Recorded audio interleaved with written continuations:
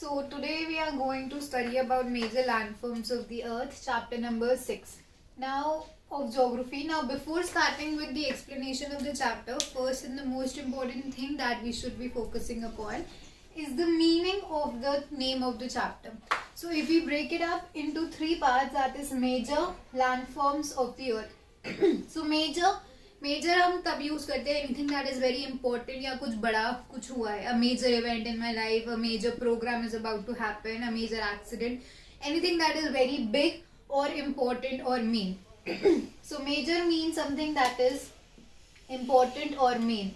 Land forms, land का मतलब जमीन हम सबको पता है, और फॉर्म्स का मतलब होता है टाइप्स. तो डिफरेंट तरीके के लैंड मतलब types of the land. So major land forms, main types or important types of the land on the earth is the meaning of the chapter. So this is what we are going to study about in this chapter. Now types of the land. जब भी हम travel करते हैं, चाहे हम vacation के लिए जाए, चाहे हम काम से जाए, चाहे हम मूवीज में देखें, तो हम सिर्फ एक तरीके का लैंड फॉर्म नहीं देखते. हम मूवीज में या हम खुद भी जाते हैं तो हम कभी गर्मियों में पहाड़ों पे जा रहे होते हैं घूमने के लिए, कभी हम सर्दियों में डेजर्ट राजस्थान का एरिया जा रहे होते हैं, या हम गोवा बॉम्बे जाते हैं बीचेस के लिए, या आइलैंड्स है हमारे पास, प्लेट्यूज है. So all these are the different types of the landforms that we have. Now to make the things easier, we have broadly classified them into three types. The main ones that we are going to study about, that is the mountain, plateau and the plains. And the purpose and the type on जिनकी वजह से इनको हम differentiation करते हैं, that is the slope. Slope का मतलब है हाइट. तो माउंटेन्स की हाइट सबसे ज्यादा होती है, then plateaus and plains, that is the flattest of all.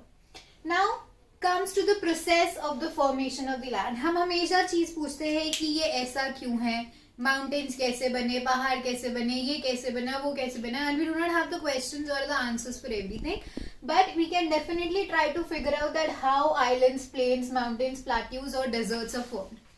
Now हम प्रोसेस ऑफ लैंडफॉर्म्स को क्लासिफाई करते हैं दो पार्ट्स में. एक is the internal and the second is the external.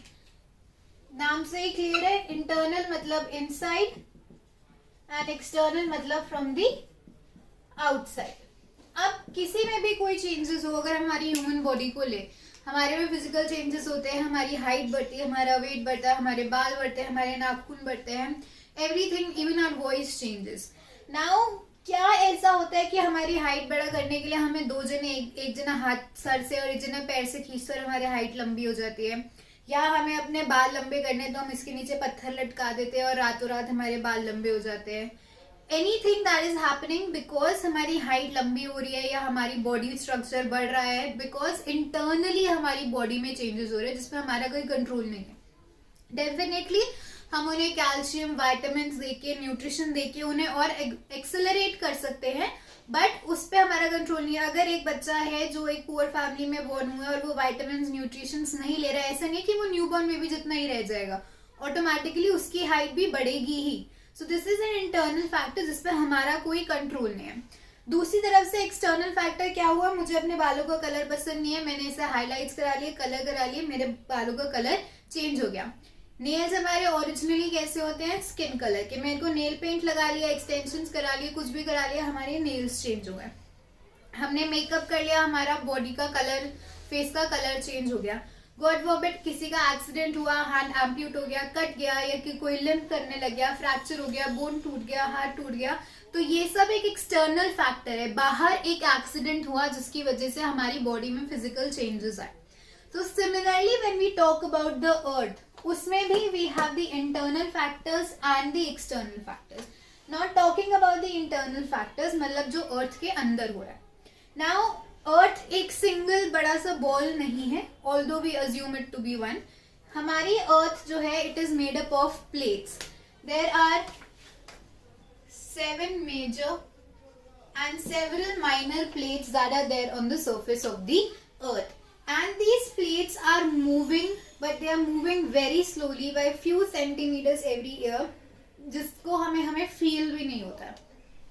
Now reason क्या है उसके मूव होने का, हम सबको पता है कि अपर क्रस्ट के नीचे वी हैव द लिथोस्फीयर, के नीचे we have the molten magma, और उसके नीचे we have the core. Core की हीट है वो बहुत ज्यादा होती है. ठीक है, यहाँ पे हमारा कोर है, इसके पास जो भी हमारे पास मैग्मा होता है यहाँ पे, जैसे ही वो कोर के पास पहुंचता है वो बहुत ज्यादा हीटअप हो जाता है, और कोई भी चीज जब गर्म हो जाती है वो लाइट हो जाती है और वो ऊपर उड़ती है। इसी का कॉन्सेप्ट है हॉट एयर बलून्स की वजह से, जिससे वो ऊपर जाते हैं। तो हमारा मैग्मा जब नीचे आता है कोर के पास, वो गर्म होता है और वो ऊपर चला जाता है। यहाँ पे ये हॉट हुआ, ये ऊपर चला गया।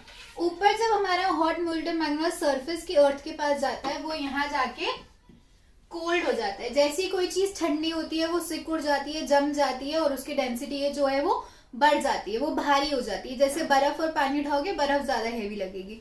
जैसे ही वो कोल्ड होती है, वो वापस नीचे सिंक कर जाती है, वापस नीचे जाके सिंक करती है, यहाँ जाके फिर गर्म हो जाती है, फिर ऊपर आ जाते हैं। तो ये एक सर्कुलर मैनर में चलता रहता है। जैसे साइकिल के टायर के नीचे टायर सर्कुलर होते हैं या गाड़ी के सर्कुलर होते हैं, जब वो रोटेट करते हैं तभी कोई चीज आगे बढ़ती है। इसी तरीके से हमारी प्लेट्स के अंदर जब ये मूवमेंट होती है तो हमारी प्लेट्स मूव करती है, और जब वो मूव करती है तो तभी हमारे ये इंटरनल मूवमेंट्स होती है। 3 तरीके की हो सकती है, या तो 2 प्लेट एक दूसरे से क्लैश करेंगे, एक दूसरे से टकराएंगी, या दूर जाएंगी। टकराएंगी तो चीजें ऊपर उठेंगी, दूर जाएंगी तो बीच में एक गड्ढा क्रिएट हो जाएगा, या एक दूसरे से टकरा के निकल जाएंगे। एंड इसी की वजह से हमारे लैंड या तो अपलिफ्ट होता है कि कुछ ऊपर उठता है जैसे कि हिमालयन माउंटेन्स, या सिंक होता है कुछ नीचे चला जाता है जैसे कि Mariana trench. 2 basic land movements होते हैं हमारे इंटरनल की वजह से। देयर इज एन अर्थक्वेक, या हमारा होता है वॉल्केनो इरप्शंस। नाउ इसका क्लासिक एग्जांपल है हिमालयाज। इंडिया जो था वो पहले it was near close to the Australia, it is called as the Indo Australian plate, and over thousands of years it kept on moving and it finally collided into the Eurasian plate.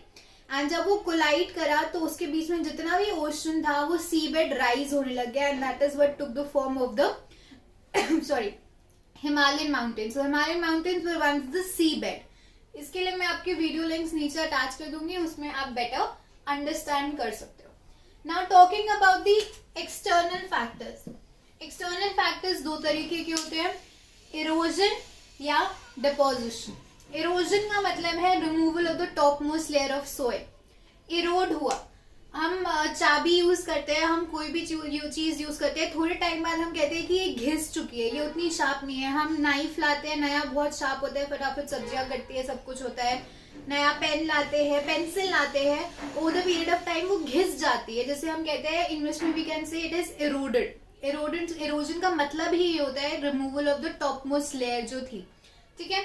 उसी तरीके से over the period of time हमारे land forms भी घिस जाते हैं। हमें इसलिए पता नहीं चलता कि वो इतनी जल्दी नहीं होते, दिनों में या सालों में, इनमें थाउजेंड्स ऑफ ईयर्स लगते हैं, जिसकी वजह से घिसने की वजह से हमारे लैंड फॉर्म जो है वो नीचे होने लग जाते हैं, मतलब वो लोअर होते हैं। ये किन्हीं भी वजह से हो सकता है, ये एयर की वजह से हो सकता है, रनिंग वाटर की वजह से हो सकता है, या आइस की वजह से हो सकता है। Now very interestingly erosion and deposition work together. हवा ने अगर मिट्टी यहाँ से इरोड करी है, या पानी ने यहाँ से मिट्टी हटाई है, या बर्फ ने हटाई है, तो वो कहीं ना कहीं तो जाके छोड़ेगी। नहीं तो हमारे आसपास हवा में मिट्टी ही मिट्टी होती है अगर वो कहीं जाके डिपॉजिट नहीं करती।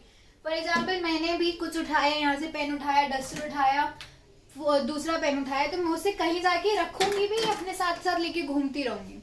आपने बेड पे बैठ के खाना खाया, आपको मम्मी ने बोला जाके प्लेट उठा के रख के किचन में आओ, तो आपने जहां से हटाया वहां से एक चीज कम हो गई और आपने दूसरी जगह जाके डिपॉजिट कर दी, तो वहां पे एक नई चीज क्रिएट हो गई। आप बैंक में डिपॉजिट करते हो, कहीं पे भी जाके डिपॉजिट करते हो, मतलब आप वहां जाके रख रहे हो।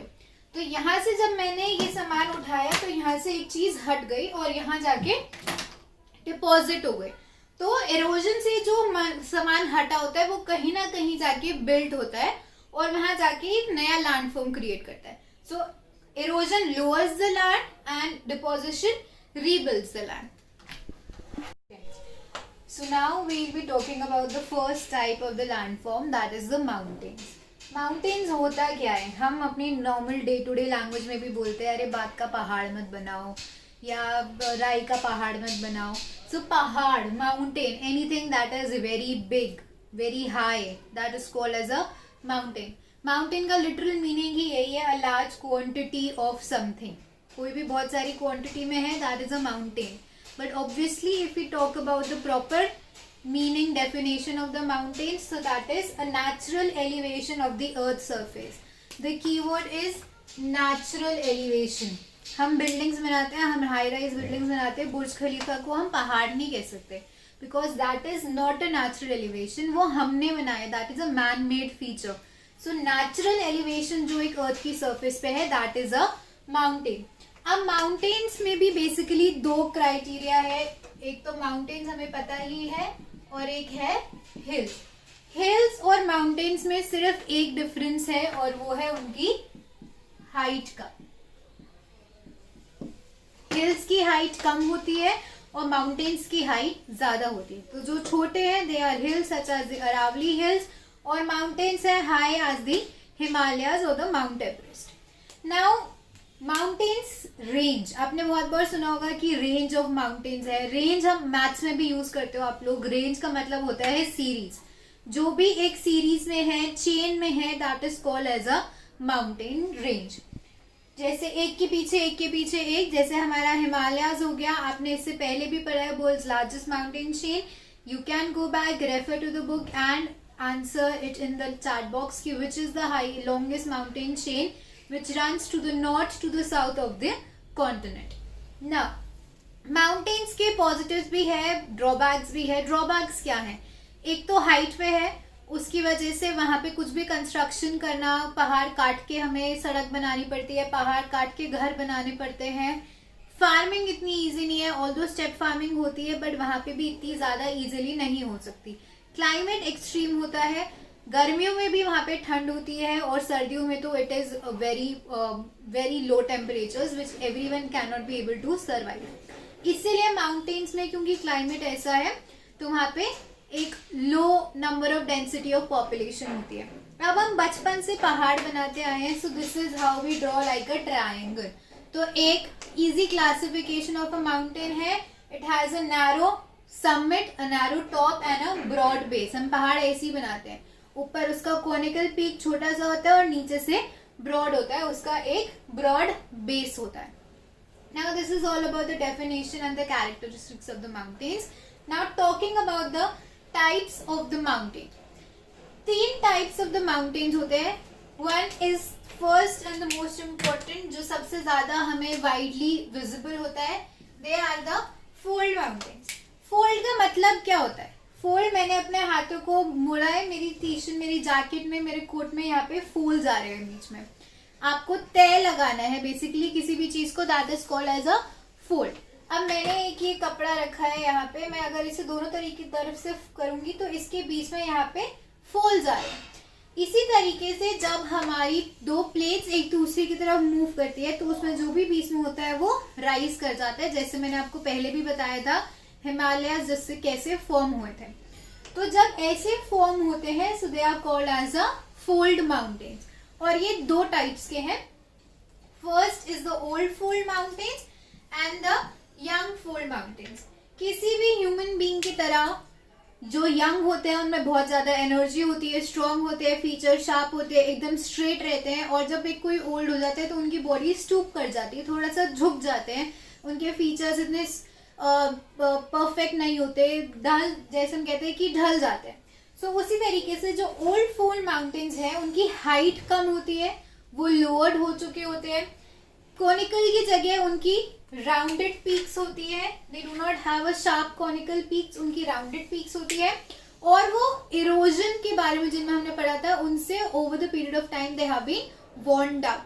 अगर आप में से कोई भी जयपुर साइड गया है या दिल्ली के आउटस्कर्ट्स में गया है तो वहां पे अरावली माउंटेन रेंज है which is one of the classic examples of the old fold mountains.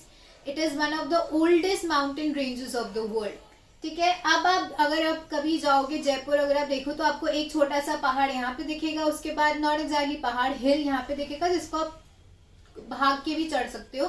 थोड़ी देर बाद दूसरा दिखेगा और ये वही पहाड़ है जो थाउजेंड्स ऑफ इयर्स पहले माउंट एवरेस्ट जितना हाइट पे हो सकते हैं या उससे भी ज्यादा हो सकते हैं. Now talking about the young fold mountains, उनकी हाइट बहुत बड़ी ऊंची होती है. They have pointed peaks, sharp pointed conical peaks and they have rugged relief. ऊबड़ खाबड़, क्योंकि वो अभी भी प्रोसेस ऑफ डेवलपमेंट में होते हैं. Example are Himalayas and Alps And for the old fold mountains, apart from Aravallis, we have the Urals and the Appalachians. Now this is all about the fold mountains. Now the second category that we have of the mountains is the block mountains. Now block क्या होता है? हम सब ने बचपन में blocks करे, puzzles pieces जिसको हम एक के साथ एक जोड़ के कुछ भी बनाते हैं. Now माउंटेन्स हैं तो हाइट होनी चाहिए. अब मेरे पास ये दो पेन है, अगर मुझे एक को ऊंचा और एक को नीचा करना है तो मेरे पास दो ऑप्शन है. या तो मैं रेड वाले पेन को ऊपर कर सकती हूँ तो ये ऊंचा चला गया और ब्लैक नीचे चला गया, या मैं इसको नीचे कर सकती हूँ तो ब्लैक वहीं रहा और रेड नीचे चला गया. इसी तरीके से हमारे ब्लॉक माउंटेन्स क्रिएट होते हैं. या तो एक पोर्शन ऊपर चला जाता है या वो नीचे चला जाता है, जिसकी वजह से हमारा ब्लॉक्स क्रिएट होते हैं. आप इजीली देख सकते हो, एक पहाड़ ऊपर होगा, फिर नीचे होगा, ऊपर होगा, नीचे होगा. ब्लॉक्स की तरह वो फॉर्म्ड होते हैं, एक हिस्सा ऊपर, एक नीचे, एक ऊपर, एक नीचे. Now basically it is vertically displace या ब्रोकन. या तो जब हमारी टेक्टोनिक प्लेट्स मूव करती है तो वो टूट जाते हैं या वो डिस्प्लेसमेंट हो जाती है. हमारे जॉइंट्स होते हैं या तो डिस्प्लेस हो जाते हैं या टूट जाते हैं. उसी तरीके से जब हमारी प्लेट्स मूव करती है तो या तो हमारा पीस ऑफ लैंड डिस्प्लेस हो जाता है या तो टूट जाता है. इसके दो एग्जांपल्स है हमारे पास, राइन वैली और वर्सेजेस. और ब्लॉक माउंटेन में जो ऊंचा वाला पार्ट होता है, जो ऊपर उठा हुआ होता है, उसे हम कहते हैं हॉर्स, और जो नीचे पार्ट होता है उसे हम कहते हैं ग्रेविट्स. I hope this is clear to all of you till here, the fold mountains and the block mountains. Now talking about the third category, that is the volcanic mountains. Now volcanic mountains क्या होता है? हमारी surface crust के नीचे हमारे पास molten hot molten magma है. ठीक है. सोचो आप गर्मी में स्कूल से आए हो और अंदर कमरे में एसी चल रहा है. आप आते ही बैग फेंकोगे और फटाफट से जाके उस ठंडे कमरे में जाके घुस जाओगे. उसी तरीके से हमारे क्रस्ट के नीचे मैग्मा है, जो कि क्रस्ट की गर्मी से उबल रहा होता है, इतना गर्म होता है वहां पे. उसे जैसे ही क्रस्ट में कोई भी क्रैक दिखता है जिससे वो बाहर आ सकता है, तो it ushers out of those cracks and this is how volcanoes are formed. तो या तो हमारा एक नया कैसे फॉर्म होता है, उसका ऊपर का पोर्शन फट जाता है and a new mountain is form, और over the period of time हमारा लावा जब बाहर आता है, मैग्मा जब बाहर आता है, लावा सॉलिडिफाई हो जाता है और वो इग्नियस रॉक्स के फॉर्म में पहाड़ बन जाते हैं. हमारा इंटायर हम कह सकते हैं जो अंडमान निकोबार आइलैंड्स है, they have been formed out of these forms only. So they are the volcanic mountains. So this is how they are formed. ठीक है. इसके दो एग्जाम्पल्स है, Mount Fujiyama and Mount Kilimanjaro. Now interestingly हमारे पास in mountains जो हम surface पे देखते हैं, बहुत सारे वोल्केनिक माउंटेन्स हमारे सी के अंदर होते हैं, ऑन द सी बेड्स. हमारे पास माउंट एवरेस्ट से ऊंचा भी एक माउंटेन है, दैट इज माउंट मोना किया, दैट इज इन हवाई. बट हम उसे सबसे वर्ल्ड का ऊंचा माउंटेन इसलिए नहीं मानते because we measure the height of the mountain from the sea level, and majority of the portion of the Mauna Kea is under the water. So if we would be measuring from the seabed, it is approximately 10,000 meters, which is around 2,000 meters higher than the Mount Everest. But because we take the measurement from the sea level, हम Mount Everest को ही सबसे ऊंचा मानते हैं, because वो sea bed से है, इसलिए वो height उसकी छोटी रहती है. Now talking about the uses of the mountain. अब जैसी समर वेकेशन आती है, कहाँ जाना है, सबसे पहला ऑप्शन होता है चलो नैनीताल, मसूरी, शिमला, मनाली, यहाँ चलते हैं, गर्मी है, ठंडी जगहों पे जाएंगे. अभी जान फेब चल रहा है, दिसंबर चल रहा है, बर्फ पड़ने वाली है, कहाँ जाएं, अगेन माउंटेन्स पे जाएं. वहाँ पे हम स्कीइंग कर सकते हैं, पैराग्लाइडिंग कर सकते हैं, हम और भी बहुत सारी चीज़ें हम वहाँ पे करते हैं. अपार्ट फ्रॉम दैट हमारी सीनिक ब्यूटी वहाँ पे होती है. So first and the most important reason for going to the mountains is uses of the mountains is tourism. Majority of the people जो mountains पे रहते हैं उनका occupation ही tourism होता है, वो tourism पे ही depend करते हैं. Secondly हम सबको पता है glaciers. Glaciers क्या होते हैं? They are permanently frozen rivers of ice. जैसे हम तीन तरीके के पानी को बोलते हैं, when it is frozen it is ice, when it liquid it is water, and it is gaseous it is water vapor. Similarly जब एक रिवर होती है, जब वो लिक्विड फॉर्म में होती है तो उसे हम रिवर कहते हैं, और जब वो सर्दियों में पहाड़ के पीक्स पे जमी हुई होती है तब हम उसे ग्लेशियर्स कहते हैं. हमारी मेजोरिटी ऑफ द रिवर्स जो वर्ल्ड की है वो ग्लेशियर से ही इमर्ज होती है.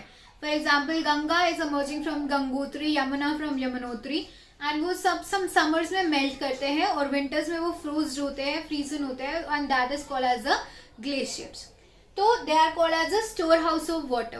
अब जब स्टोर हाउस ऑफ वाटर है, जब पहाड़ से नीचे इतनी तेज स्लोप से आ रहे हो, तो अगर आप ढलान से उतरने की कोशिश करो, आप अपनी स्पीड को कंट्रोल नहीं कर सकते, आप बहुत ज़्यादा स्पीड में उतरते हो.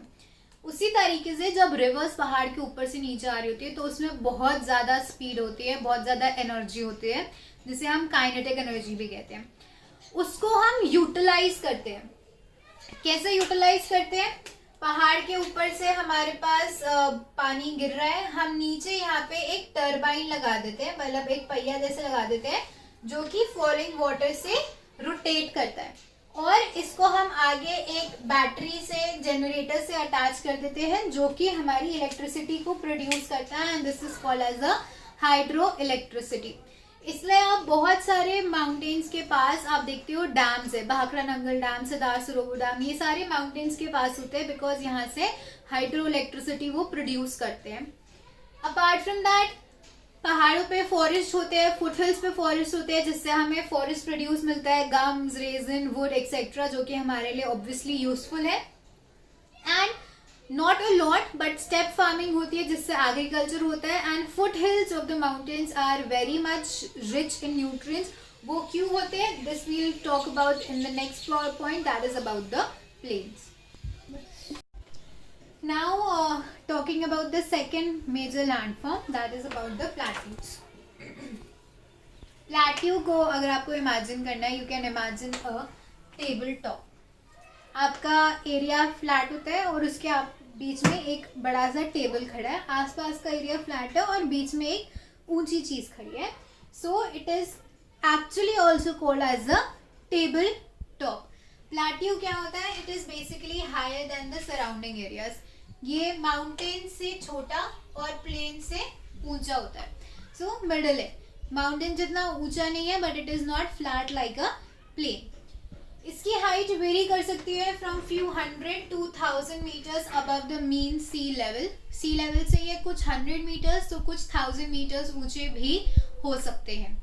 Like the mountains, it is also classified into two types: the old plateaus and the young plateaus. Old plateau, Deccan Plateau is the oldest plateau, one of the oldest plateaus of the world. जब हमारी India Indo Australian plate move कर रही थी towards the Eurasian plate, तो हमारा जो peninsular area है जहाँ पे बेसिकली हमारा डेक्कन प्लेट्यू लोकेटेड है, वहाँ पे बहुत सारी वॉल्केनिक एक्टिविटी हो रही थी बिकॉज वो प्लेट मूव कर रही थी उस टाइम पे. तो ये हमारा जो डेक्कन प्लेट्यू है, it had been created during that time, so it is one of the oldest plateaus of the world. And on the second hand we have the Tibet plateau which is the highest plateau of the world. It is also called as the rooftop of the world. It is varies from 400 to around 6000 meters of height, so it height varies, so it is the highest plateau of the world. अब uses क्या है plateau के? basically plateau हमारे world में जितने भी mining areas है, mining जिनसे हमें मिनरल्स मिलते हैं, मोस्टली हमारे लोकेटेड है on the plateau regions. For example African plateau हो, सो वहाँ से हमें डायमंड और गोल्ड मिलता है. हमारा अगर डेक्कन प्लेट्यू के बारे में बात करें, वहाँ से हमें आयरन, कोल, मैंगनीज मिलता है. स्पेशली हमारा छोटा नागपुर प्लेट्यू रीजन जो है डेक्कन प्लेट्यू का, it is famous for its mining. So सबसे ज़्यादा माइनिंग हमारी यहाँ पे होती है. So they have a lot of mineral deposits in the plateaus. Apart from that, क्योंकि एक सर्टेन हाइट से रिवर्स फॉल करती है, तो it also creates waterfalls which is again attractive for the tourists, so it creates for the tourism purposes. इसके examples हैं India में Jog falls और Subarnarekha falls, are the two falls located in the plateau region of the world. इसके अलावा हमारे Deccan plateau में lava soil है which is the black soil, जो वॉल्केनिक eruption से क्रिएट हुआ था. इग्नियस रॉक्स जब ब्रेक हुए थे, created the soil. So it is very fertile for the purpose of agriculture. यहाँ पे स्पेशली कॉटन बहुत ज़्यादा ग्रो होता है बिकॉज ये ब्लैक सॉइल जो है, it is very suitable for the purpose of cultivation of cotton. इसके अलावा ऑब्वियसली टूरिज्म है, हाइट है, क्लाइमेट थोड़ा सा कोल्ड हो जाता है. It is suitable for them, people come here, they observe the waterfalls, so it also there for the purpose of the tourism. Now talking about the plains, सबसे ज्यादा हमारे अर्थ पे कुछ है तो वो है talking about the plains, and इन सब से हम सब फेमिलियर है. प्लेन का मतलब होता ही है फ्लैट. प्लेन पेपर चाहिए, खाली फ्लैट पेपर चाहिए. प्लेन्स हैं, ये इसको सीधा कर दो, प्लेन कर दो. It is basically a large stretch of flat land. इसकी जेंटल स्लोप हो सकती है, कभी कभार हमारे को ढलान मिल जाती है कहीं पे, या थोड़ी सी चढ़ाई मिल जाती है, but mainly they are flat. So it can be, height can be few meters high, but mainly they are flat surface, flat stretch of land. बनते कैसे हैं प्लेन्स? हमने माउंटेन्स की बात करी थी कि जब ऊपर से पानी गिरता है, it is coming down from the mountains, तो इसमें बहुत ज्यादा स्पीड होती है. आप ढलान से उतर रहे होते हो, आपके रास्ते में कोई अगर इंसान आता है तो आप उसको भी अपने साथ साथ गिराते हुए नीचे चलोगे. तो इमेजिन कि हमारी वाटर रिवर्स कितनी ज्यादा स्पीड से आ रही होती हैं. तो उस स्पीड में उनके रास्ते में जो भी आता है, पत्थर, पहाड़, कंकड़, जो भी आता है, वो सब अपने साथ उसको नीचे रोल डाउन करते हुए चले जाते हैं. और वो जब नीचे रगड़ता हुआ आता है तो वो टूटने लग जाता है और छोटे छोटे फॉर्म ग्रेडियंट्स में ले लेता है. So it comes down on the floods, और जब वो एंटर करते हैं फ्लैट पे तो एकदम से हमारी स्पीड कम हो जाती है. जैसे आप एक ढलान से चलते हुए आते हो, भागते हुए आते हो, और जैसे ही फ्लैट आते हो आपकी स्पीड कम हो जाती है. उसी तरीके से जब पानी रिवर्स पहाड़ से नीचे गिरता है तो वो बहुत स्पीड पे होता है, जब फ्लैट पे आता है तो वो स्लो हो जाता है. और तब वो चीजें अपने जो भी है, उनके पास सैंड है, सिल्ट है, रॉक्स है, जो भी है, वो फ्लैट में डिपॉजिट करना शुरू कर देता है. And over the period of time वो यहाँ पे बिल्डअप होने लग जाता है, and this is how plains are formed. इसीलिए जितने भी हमारे फर्टाइल एरियाज है, अगर हम इंडिया में देखें, जितना भी एग्रीकल्चर होता है, सबसे ज्यादा यूपी, पंजाब, हरियाणा और हमारा हिमाचल प्रदेश में होता है. और इन सब के आगे अगर आप अपने मैप में देखोगे तो हमारे हिमालयाज हैं. तो सबसे ज्यादा फर्टाइल एरियाज ये होते हैं. इसीलिए यहाँ पे सबसे ज्यादा लोग भी रहते हैं. क्यों रहते हैं? एक तो सबसे पहले फ्लैट लैंड है, हमें कोई पहाड़ काटने की जरूरत नहीं है, प्लेट्यू काटने की जरूरत नहीं है. कंस्ट्रक्शन चाहे घर की हो, ट्रांसपोर्टेशन की हो, कम्युनिकेशन लाइन बिछानी हो, कुछ भी करना हो, flat land is absolutely favourable. आपको सिर्फ एक सड़क बनानी है, आपके पास फ्लैट लैंड है, you just have to use the material and make the road. So चाहे कंस्ट्रक्शन और ट्रांसपोर्टेशन हो, हाउसेज हो, it is very easy. Transportation easy है, आप साइकिल, पैदल, कार, बस, ट्रेन, किसी से भी जा सकते हो. It is accessible. And most importantly agriculture है, क्योंकि एक फर्टाइल लैंड है. जब रिवर्स से फॉर्म हो रहा है तो ऑब्वियसली वाटर अवेलेबल है. अब वाटर हमें हर चीज के लिए चाहिए होता है, चाहे इंडस्ट्रियल पर्पस के लिए चाहिए हो, चाहे डोमेस्टिक पर्पस के लिए चाहिए हो, चाहे डे टू डे चीजों के लिए चाहिए हो. तो there is availability, abundance of water. Climate, ना ही बहुत ज्यादा ठंड है, पहाड़ों पे आप रह नहीं सकते, ना ही बहुत ज्यादा गर्मी है. So it is a moderate type of climate and it is favorable for the people, and this is the reason that maximum of the human habitation जो है वो यहीं पे रहती है on the plains, and they have the highest population density. अब चाहे आप इंडो गैंगेटिक प्लेन्स के बारे में बात करो जो कि फॉर्म्ड है by the Ganga and the Brahmaputra, चाहे आप चाइना में यांगस्टे प्लेन्स की फॉर्म बात करो जो कि यांगस्टे रिवर से फॉर्म हुई हुई है, चाहे आप कहीं की भी बात करो, जो मैक्सिमम पॉपुलेशन है वो प्लेन्स में ही रहती है. चाहे आप इंटरनेशनली देखो, इंडिया में देखो, आपको नैनीताल, मसूरी, शिमला में पॉपुलेशन नहीं मिलेगी. You will have them in Delhi, Pune, Jaipur, Rajasthan, इन सब जगहों पे मिलेगी. And now we just discuss about the last topic. बस now coming to the last topic. अभी तक हमने अलग अलग लैंडफॉर्म्स के बारे में पढ़ा, माउंटेन्स, प्लेट्यूज, प्लेन्स. अब उन लैंडफॉर्म और लोगों के बीच में क्या रिलेशन है या नहीं है? ऑब्वियसली है. हमारा ऑक्यूपेशन, फूड, क्लोथ, घर, हर कुछ डिपेंड करता है हम कहाँ रह रहे हैं या कहाँ जा रहे हैं. अगर आज मैं आपको बोलूँ कि चलो आपको लद्दाख जाना है, तो आप वहाँ के लिए अपने कपड़े क्या पैक करोगे? आप वुलन्स पैक करोगे, आप जैकेट, मफलर, टोपी, ये सब पैक करोगे. दूसरी तरफ मैं आपको बोलूँ चलो गोवा चलते हैं, तो आप शॉर्ट्स, अपनी cotton T shirts, goggles, slippers, ये सब पैक करोगे. दूसरी तरफ तो दूसरी तरफ अगर मैं आपको बोलूँ कि एक इंसान, एक a person is living in Bombay and he wants to do that, I my occupation should be adventure sports, लेकिन एडवेंचर स्पोर्ट्स में उसे वाटर स्पोर्ट नहीं करा, he wants to do skiing. अब स्कीइंग तो पहाड़ों में हो सकती है, so what will he do, he can not do skiing. On a second hand, a person living in Nainital wants to say कि मुझे तो फिशिंग अपनी ऑक्यूपेशन रखनी है. So a person living in the mountains, Nainital, Mussoorie, Shimla, cannot have an occupation of fishing. ना ही एक Rajasthan desert Jaipur में रहने वाला कह सकता है कि मुझे फिशिंग करनी है. हाँ, वो बॉम्बे वाला जरूर कह सकता है कि मुझे फिशिंग करनी है. सो आपकी ऑक्यूपेशन हो, आपका फूड हो, आपके कपड़े हो या आपके घर हो. फॉर एग्जाम्पल माउंटेन एरियाज में जो घर होते हैं वहां पे लोगों के घर स्लांटिंग होते हैं. स्लांटिंग क्यों होते हैं? ताकि ऊपर अगर उनकी छतों पे बर्फ गिर रही आ रही है तो वो वहां पे ठहरे ना और स्लोप से स्लिप हो जाए नीचे. दूसरी तरफ जो लोग जो कि फ्लड एरियाज में रहते हैं, जहाँ पे जैसे केरला, बिहार है, जहाँ पे हर साल बहुत सारे फ्लड्स आते हैं, तो वहाँ के लोग अपना घर जो है एक ऊंचे स्टिल्स पे बनाते हैं या ऊंचे एरियाज पे बनाते हैं, ताकि जब बारिश हो या पानी इकट्ठा हो तो उनके घरों में पानी ना भरे. हम बाहर के जब घर देखते हैं इंटरनेशनल मूवीज में, अगर आप ट्रैवल करते हो तो बाहर जो घर है या इवन जम्मू कश्मीर में एरिया लद्दाख में जो घर है वो वुड के बने होते हैं, बिकॉज वो उस क्लाइमेट को सूट करते हैं. So everywhere landform is related. चाहे आपका ऑक्यूपेशन हो, चाहे आपका फूड हो, चाहे आपका घर हो, लैंडफॉर्म हर एक चीज को इफेक्ट करता है. लैंडफॉर्म्स चेंज भी होते हैं. कैसे चेंज होते हैं? हमारे नेचुरल डिजास्टर से चेंज होते हैं.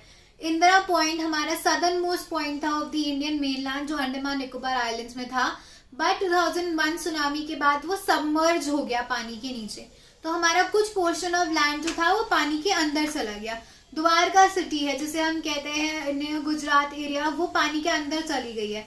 Now this all because happens because of the natural disasters. अब नेचुरल डिजास्टर्स को हम प्रिवेंट नहीं कर सकते, हम रोक नहीं सकते, बट डेफिनेटली हम उनके लिए प्रिपेयर्ड हो सकते हैं. अब प्रिपरेशन कैसे हो सकती है? अर्थक्वेक आएगा तो हम कुछ नहीं कर सकते. हमें पता है अगर हम लोअर नीचे ग्राउंड फ्लोर पे रहते हैं या फर्स्ट फ्लोर पे रहते हैं, हम भाग के ओपन एरियाज में जा सकते हैं. अगर हम हाई राइज बिल्डिंग में रहते हैं तो हमें याद रखना चाहिए कि हमें लिफ्ट्स नहीं लेनी, we should be coming down from the stairs. और अगर अर्थक्वेक बहुत ज़्यादा है तो हमें शेल्टर लेनी चाहिए बेड के नीचे, टेबल के नीचे या कॉर्नर्स में. हमें शीशे से या कोई भी ऐसी चीज़ें जो गिर सकती है उनसे दूर रहना चाहिए, ताकि हमारे ऊपर वो गिर ना जाए. इससे क्या होगा? हमारी loss of property and loss of life कम होगी.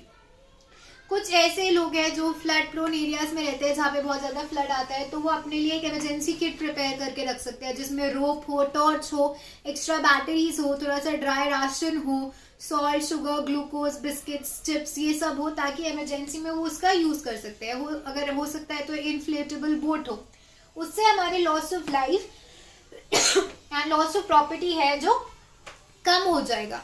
और एक और तरीका है जिससे हम अपने नेचुरल डिजास्टर्स को प्रिवेंट भी कर सकते हैं to a certain extent, and that is through sustainable development.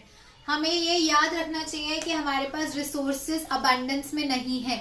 Eight the end of the day वो खत्म हो ही जाएंगे. We should be using them judiciously. अब अगर मैं एक बड़ा जग पानी का भर के लाती हूँ और यहाँ पे 50 बच्चे बैठे हैं, उसमें से पहले 10 ने पूरा ग्लास भर लिया, उसके आगे ने 3/4 भर लिया, उनके आगे ने हाफ भर लिया, तो लास्ट तक के बच्चों के पास एक ड्रॉप भी नहीं बचेगा.